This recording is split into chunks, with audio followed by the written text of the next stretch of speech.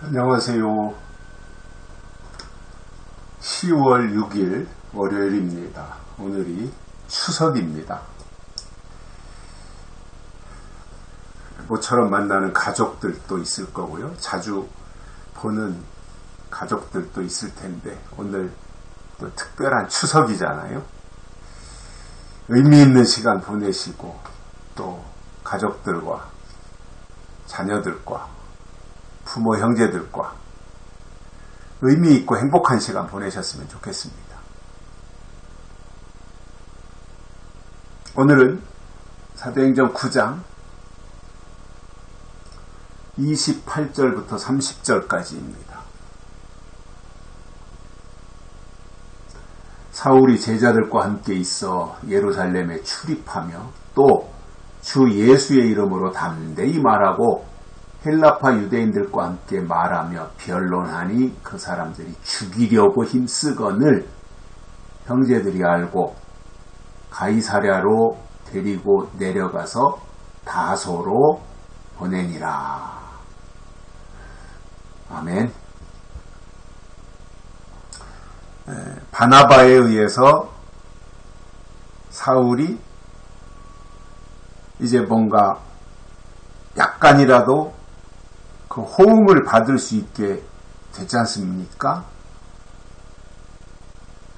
그렇게 되니까 이제 사울이 제자들과 함께 있으면서 예루살렘을 출입할 수 있게 됐어요. 물론 온전히 마음을 다 얻은 건 아니지만 아무튼 바나바가 그렇다고 하니까 반신반의하면서 어쩔 수 없이 마음속으로는 좀 거부 반응이 있더라도 겉으로는 내색을 크게 하지 않고 이렇게 예루살렘을 같이 출입하게 되었습니다. 그런데 거기서 사울이 주 예수의 이름으로 담대하게 말하는 거예요. 원래 웅변도 잘하고 사울이 똑똑하고 해박한 사람이잖아요. 이런 사람들은 어디 가도 자기의 이념이나 생각을 말하고 싶어 하잖아요. 똑똑한 사람들이. 상대방을 설득시키려고도 하고. 사울이 그랬을 거라고 보여져요. 성격상이나 그의 어떤 신분상. 그러니 이제 예수에게 사로잡힌 지 며칠 됐어요. 그죠? 그렇다면 좀 다소곳하게 있어줄 수도 있는데 사울은 성격상 그렇지 못했던 것 같아요. 약간이 좀 급하고 자기가 뭔가를 알면 빨리 다른 사람들에게 그것을 알려주고 싶고 이런 조급함 아니면 성급함 이런 것들도 있었을 거예요. 그러니까 거기서도 예루살렘을 출입하면서 사람들을 만나면 담대히 말하고 그리고 헬라파 유대인들과 함께 말하며 변론도 하는 겁니다. 거기에 절대 사울이 밀리지 않죠. 수사하게도 뛰어나고 변론도 잘하는 그러한 사람이 이제 사울이기 때문에 유대인들하고 말하고 또 변론하고 논쟁하고 또 그런 것들을 사울은 또 즐겼을 수도 있어요. 왜냐? 그런 쪽에는 워낙 탁월한 사람이었으니까요.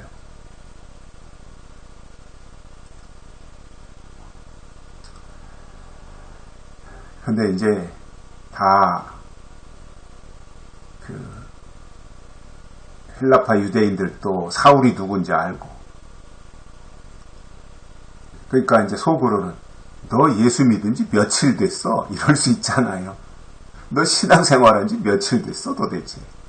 근데 어디서 까불어? 피레미가? 이런 생각할 수 있죠. 그런데 그렇게 생각하고 변론을 해보면 사울의 논리에 밀리잖아요. 사울은 사실상 예수님을 몰랐지 예수 그리스도에 대해서 제대로 몰랐지 구약의 율법이나 여호와 하나님에 대해서는 누구한테도 밀리지 않는 사람이죠.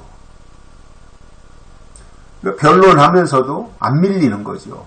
대단한 거죠, 사울이. 그러니까 그 사람들이, 그 헬라파 유대인들이죠, 사울을 죽이려고 힘쓰는 거예요. 이게 이제 가는 데마다 사울을 싫어하고 죽이려고 하고, 담에색에서도 그렇잖아요. 담에색에도 며칠 전에 우리가 들었던 담에색에서도 사람들이 사울을 죽이려고 하니까 사울의 제자들이 몰래 광주리에다 담아가지고 밧줄로 묶어서 성 아래로 내려보내가지고 예루살렘으로 온 거잖아요. 이 예루살렘에서도 또 사울을 죽이려고 하는 거예요. 이게 상황이 역전됐어요. 그전에는 사울이 예수의 사람들을 죽이려고 했는데, 유대인들을 잡아 죽이려고 했는데, 이제는 유대인들이 사울을 잡아 죽이려고 해요. 다메섹에서도 그렇고 여기 예루살렘에서도 그렇고.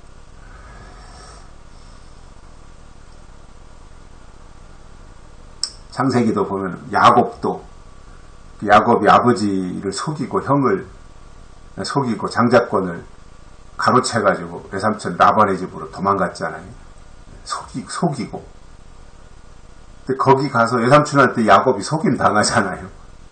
아내를 얻는 데서도 라헬을 줘야 되는데 레아를 먼저 주고, 이런 과정 속에서 요셉도, 야곱도 외삼촌한테 속임을 당한 경우들을 보는데, 사울도 죽이려고 하던 그 사람들로부터 이제 자기가 죽임을 당하게 되는, 그래서 그 역전되는 이러한 상황들을 보면서, 야, 이게 참,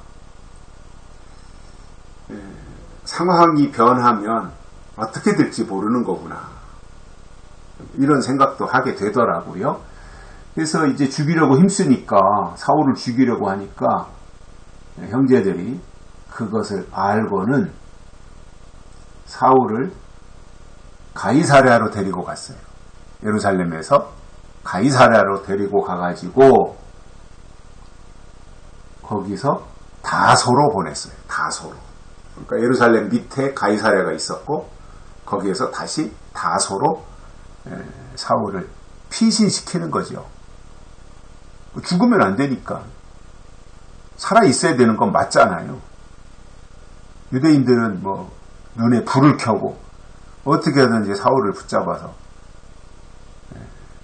죽이려고 하는 그런 상황이지만, 또 살려주려고 하는 사람들도 나타나지 않습니까? 나쁘다고 손가락질하는 사람도 있지만, 그럼에도 도와줘야 된다고 하는 사람들도 나타나는 거거든요. 그 사람들에 의해서 사울이 다소로 내려가고, 이 다소는 앞으로 사울의 사역에 아주 중요한 전환점을 만들어주는 그러한 장소가 되는 것입니다. 하나님을 의지하고 하나님이 주신 특별한 은혜가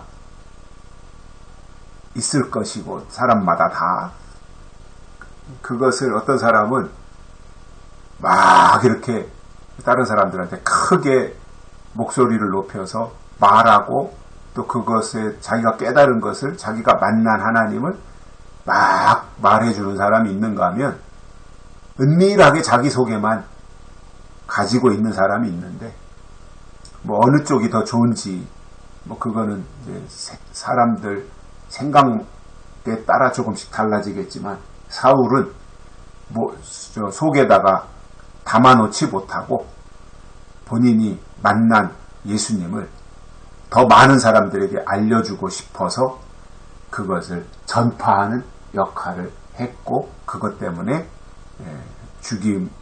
죽이려고 하는 사람들과도 대치되는 그런 상황들을 보면서 어느 쪽이 좋은가 이런 것들은 좀 생각해 보고 가야 되고, 다만 선배는 선배로서 인정을 해주면 좋겠다, 그렇게 저는 생각을 해봤습니다. 여기까지 하겠습니다. 고맙습니다.